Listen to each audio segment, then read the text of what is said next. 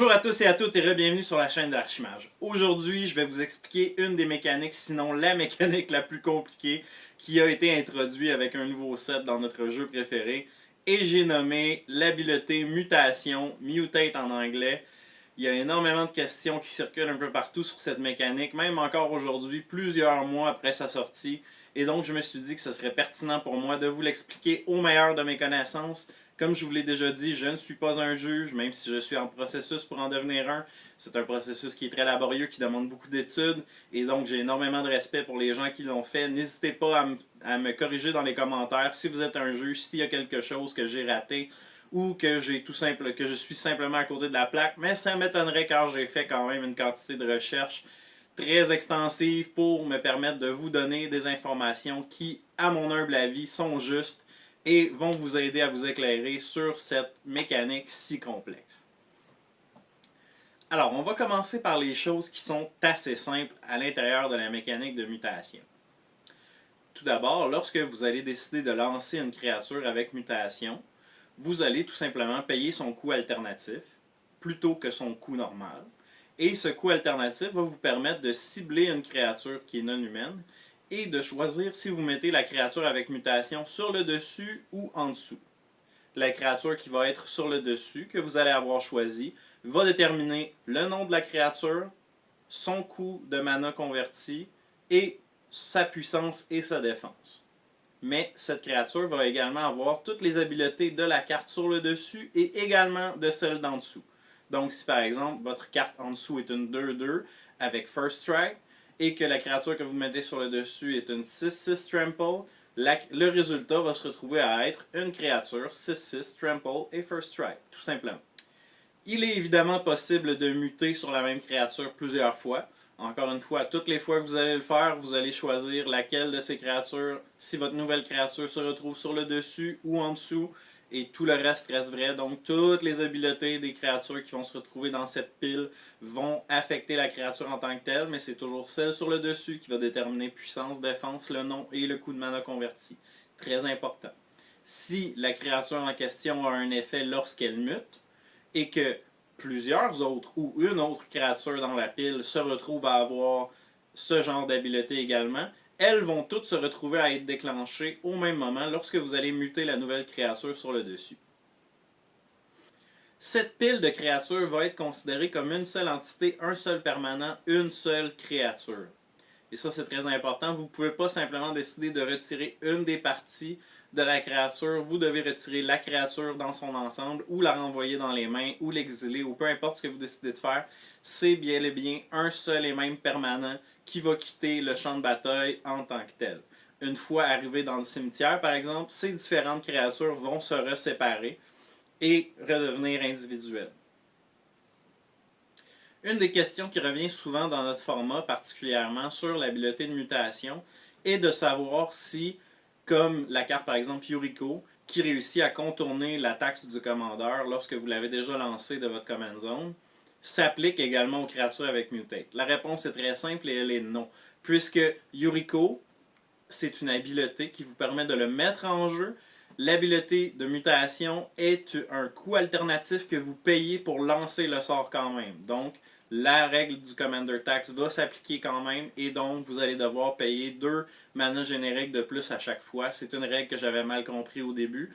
Vous l'avez peut-être remarqué dans notre vidéo que je vais vous mettre à l'instant sur notre revue, notre test des Commander C20. Je pense pas que ce soit arrivé, mais dans notre discussion, à savoir au début de la partie comment est-ce que l'habileté fonctionnait, j'ai donné la mauvaise information à Yves, malheureusement, puisque c'était tout nouveau encore. Mais je ne pense pas de mémoire, en tout cas, que ça s'est retrouvé dans la partie en tant que telle qu'on a filmée. Donc tant mieux, mais sachez que c'est une particularité que vous devez garder en tête et qui affecte effectivement votre commandeur s'il a l'habileté mutation. Qu'arrive-t-il si vous retirez la cible de mutation avant que l'habileté mutation est résolue? Eh bien, c'est très simple. La créature que vous avez ciblée et que vous avez retirée va effectivement se retrouver à être retirée. Par contre, à la différence d'un enchantement ou de quoi que ce soit d'autre que vous pourriez mettre sur la créature en question, l'habileté de mutation ne va pas fizzle. Donc, elle va quand même résoudre et le jeu va tout simplement considérer que cette créature entre en jeu d'elle-même sans avoir muté sur une autre créature. Donc, vous ne pourrez pas faire de petits trucs sympas qui vont empêcher vos adversaires de, dans le fond, vous permettre de faire un 2 pour 1 au niveau des cartes, c'est-à-dire de retirer la créature et d'ainsi vous permettre de vous débarrasser de 2 de leurs cartes. La créature avec mutation va effectivement entrer sur le champ de bataille, mais toute seule, comme sa propre entité, plutôt que de se retrouver dans la pile de mutation.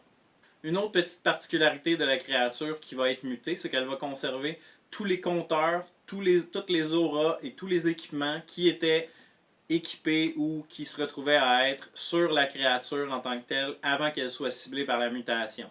Donc, si par exemple j'ai une créature avec 2 compteurs plus 1, une aura et un équipement dessus, la créature mutée, peu importe que je la mette sur le dessus ou en dessous, va conserver toutes ses particularités. L'équipement, l'enchantement et les compteurs vont rester affectés à cette nouvelle entité de créature qui est considérée comme la même créature mais ayant muté.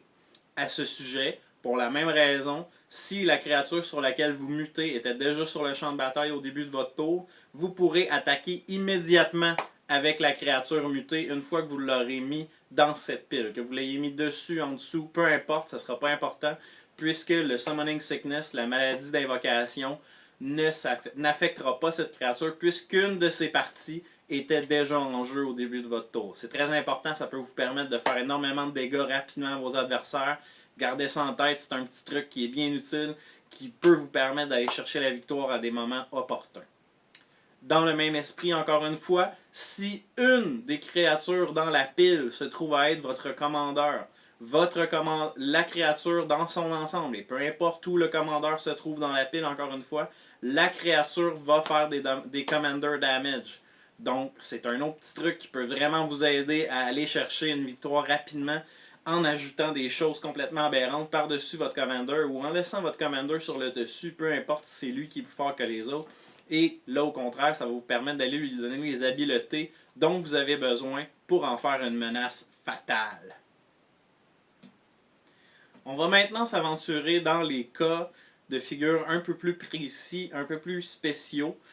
Je ne vais pas tous les nommer parce qu'il y en a énormément, mais je vous ai listé ceux qui, selon moi, ont le plus de chances d'arriver dans vos parties, que vous avez le plus de chances de faire face à dans votre vie de tous les jours en tant que joueur de Commander. Alors, tout d'abord, qu'est-ce qui arrive si votre opposant lance une carte comme Shields of Velisvel, qui fait que toutes vos créatures deviennent, entre autres choses, des humains? Si vous avez des créatures mutées, est-ce qu'elles se séparent? Qu'est-ce qui arrive à ce moment-là? Eh bien, il n'arrive absolument rien de plus que l'effet de la carte habituelle, puisque l'habileté mutation va simplement vérifier si la créature est non humaine au moment de la lancer. Donc, si au moment de la lancer, cette créature était non humaine, votre pile de créatures va rester identique. Si le Shields of Velisvel est lancé en réponse à votre mutation, même chose que si la cible était retirée, ça devient simplement une cible non valide et donc la créature avec mutation va arriver sur le champ de bataille comme sa propre entité, comme c'est prévu déjà dans les règles.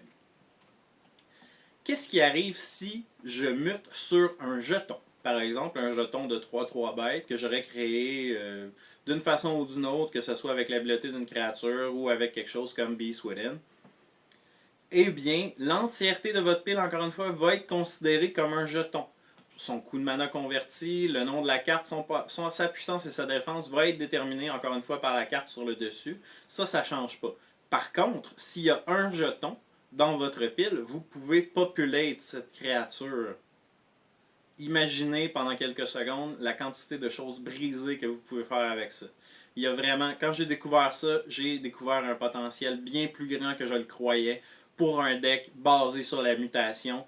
Ça peut vous permettre de copier votre 12-12 à répétition qui est Trample, Indestructible, Death Touch, Infect. C'est incroyable tout simplement. Surtout s'il y a des créatures légendaires dans la pile, mais qu'elles ne se retrouvent pas sur le dessus. Vous pouvez créer plusieurs jetons comme ça. Bref, il y a vraiment un monde d'opportunités qui s'ouvre à vous avec ça, et c'est très excitant selon moi. Qu'arrive-t-il si je lance une carte comme clone sur une pile de créatures mutées? Eh bien, vous copiez l'entièreté de cette créature, tout simplement. La même chose que pour le jeton. Donc, encore une fois, vraiment un effet puissant dans ce genre de deck tant que la créature sur le dessus n'est pas légendaire. Qu'est-ce qui arrive si je décide de muter sur un véhicule, par exemple celui-ci, qui, au moment de muter, est effectivement une créature qui est non humaine, mais à la fin du tour redeviendra un simple artefact? Qu'arrive-t-il à ce moment-là avec la pile de créatures mutées? Eh bien, à moins que le véhicule soit sur le dessus, tant qu'il n'est pas la carte sur le dessus, il va quand même donner toutes ses habiletés à la carte sur le dessus, puisque la carte sur le dessus, elle, est une créature. Et vous n'aurez pas besoin d'utiliser le crew pour le transformer en créature.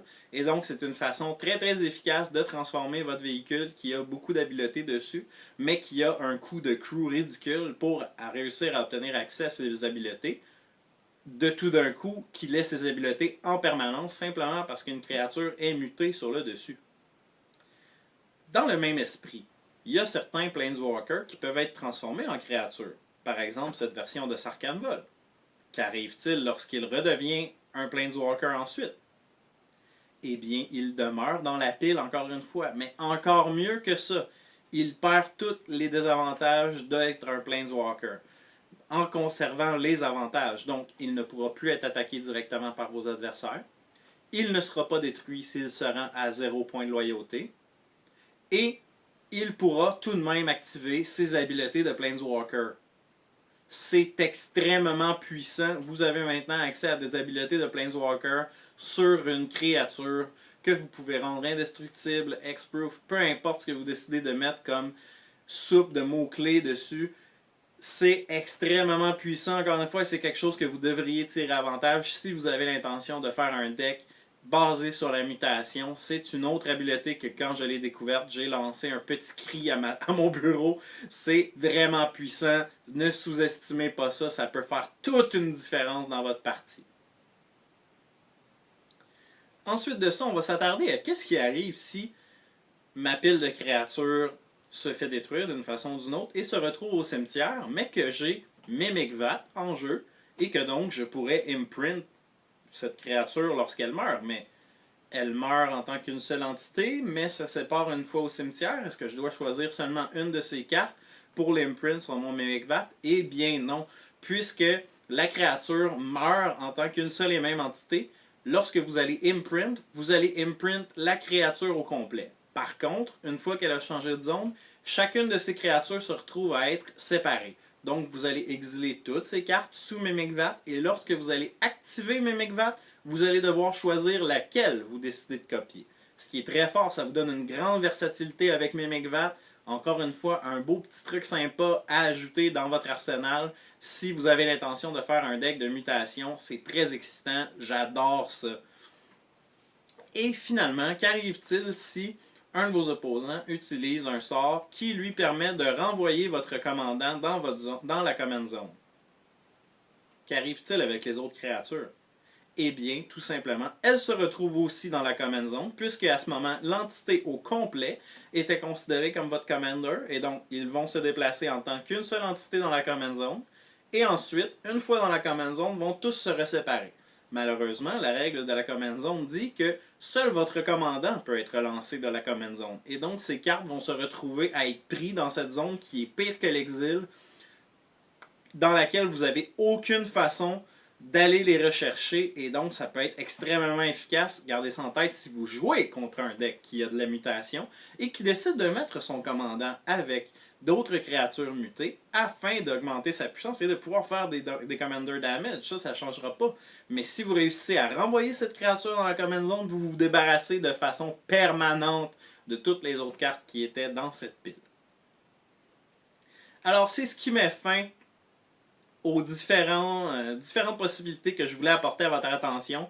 Je pense qu'il y a vraiment des choses brisées à faire avec ça, des choses vraiment intéressantes. Je vous recommande de l'essayer, de regarder quel genre de deck vous seriez capable de créer. Laissez-moi savoir en commentaire s'il y a des règles que vous avez été surpris de découvrir, qui vous ont fait froncer les sourcils. C'est des informations que j'ai vérifiées. Je peux m'être trompé, évidemment, je ne suis qu'un humain, mais je suis sûr à 99% de tout ce que j'ai avancé dans cette vidéo. Alors, je vais garder l'œil sur les commentaires de façon avide et je serai très intéressé de les lire.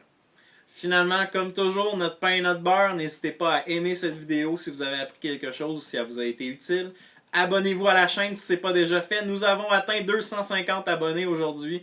J'en suis très heureux. J'ai hâte de voir ça continuer. On veut se rendre à 1000 le plus rapidement possible. Et n'hésitez pas à partager cette vidéo avec vos amis s'ils ont des questions sur cette mécanique en particulier. Et je vous en parle assez rarement, mais je me permets de vous le demander. J'ai mis un lien dans la description concernant notre Patreon si vous souhaitez nous supporter pour voir plus de contenu sortir, pour voir la qualité de ce contenu augmenter. Considérez, s'il vous plaît, aller vous abonner à notre Patreon afin de nous supporter directement. Ce sont des gens qu'on considère comme de véritables amis, de vrais ambassadeurs de la chaîne. C'est grâce à eux qu'on peut continuer encore aujourd'hui. Alors, je vous demande humblement de considérer les rejoindre dans notre grande famille. Alors, sur ce, je vous dis à la prochaine.